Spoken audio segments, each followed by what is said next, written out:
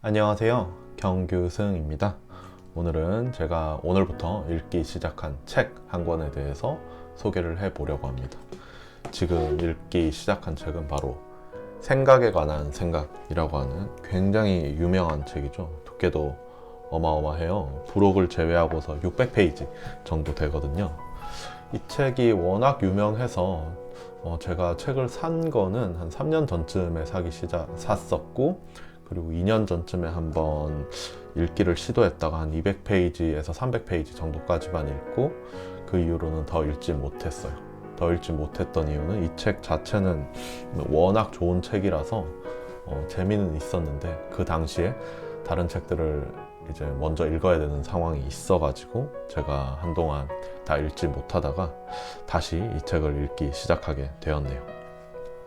이 책 자체는 생각이라고 하는 것을 두 가지 시스템으로 나눠서 얘기를 합니다. 첫 번째는 시스템 1이라고 하는 굉장히 빠른 생각에 대한 부분이고요. 두 번째는 이제 시스템 2라고 해서 좀 느린 형태의 생각이죠.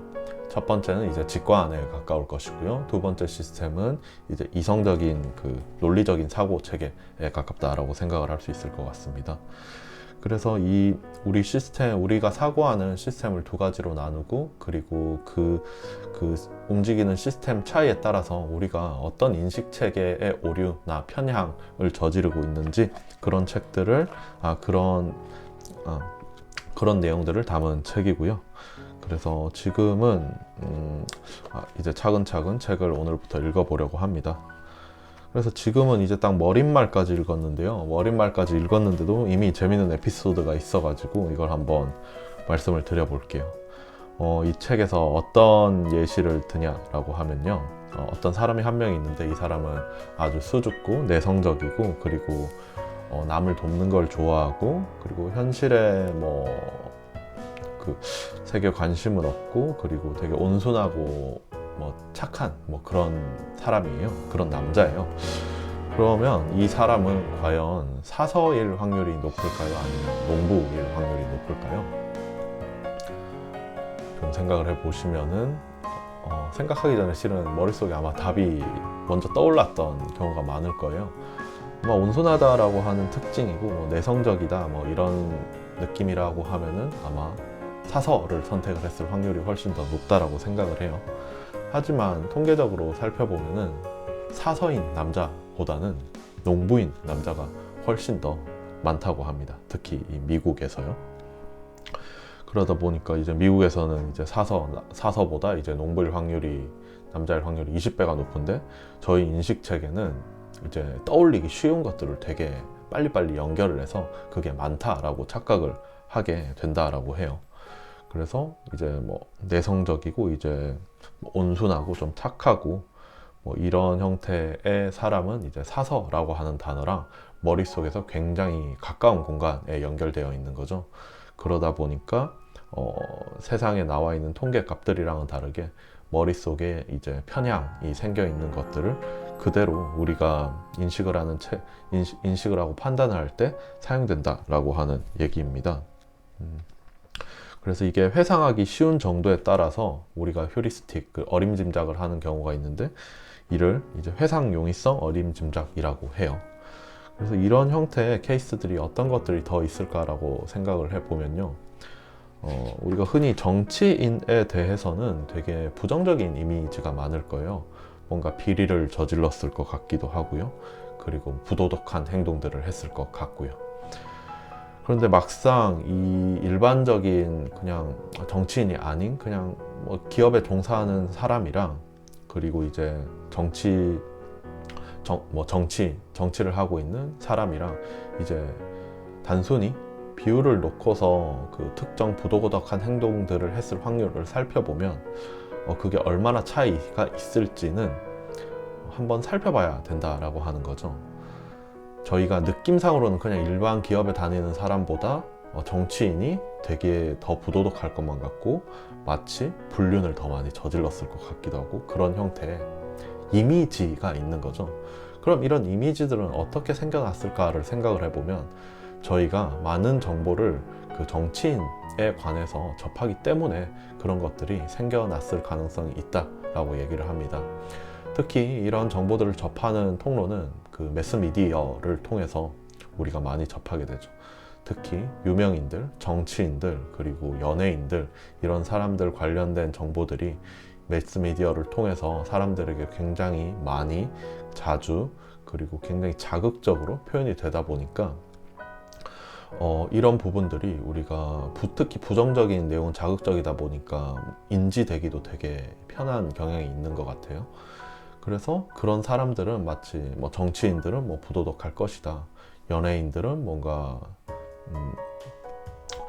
조금 더 부도덕하게 행동을 할 것이다, 이런 형태의 사고들이 매스미디어로 인해서 만들어졌을 수도 있다라고 하는 것이죠.